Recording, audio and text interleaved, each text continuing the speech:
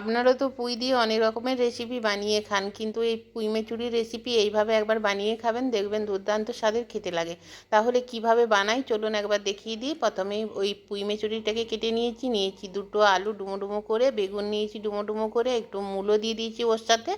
তারপর কড়াইয়ে দিয়ে দিলাম সর্ষের তেল, দিয়ে দিলাম জিরা ফোড়ন, গোটা জিরে ফোড়নে দিলাম। তারপর ওইগুলো সবজিগুলো দিয়ে একটু হাই ফ্লেমে ভালোভাবে একটু ভাজতে হবে। একটু ঢাকা চাপা দিয়ে ভেজে নেবো। যখন দেখবেন একটু কষানো হয়ে গেছে, তখন একটা বড় পেঁয়াজটাকেও একটু বড় বড় করে কেটে রেখেছিলাম, সেটা এর মধ্যে দিয়ে দিলাম। তারপর ভালোভাবে কষাতে থাকবো। ভালোভাবে একটু ভাজা ভাজা হয়ে গেলে এদিকে আমি 1 চামচ কালো সর্ষে, 2 চামচ সাদা সর্ষে, আর 2 চামচ পোস্ত আর কাঁচা লঙ্কা ওটাকে পেস্ট করে রেখেছিলাম, ওটা ওর মধ্যে দিয়ে এর মধ্যে দিয়ে দিলাম। তারপর ঢাকা চাপা দিয়ে এটাকে হতে দিলাম, আর দিয়ে দিয়েছিলাম গোলমরিচের গুঁড়ো। আর নামাবার রেখে একটু সর্ষের তেল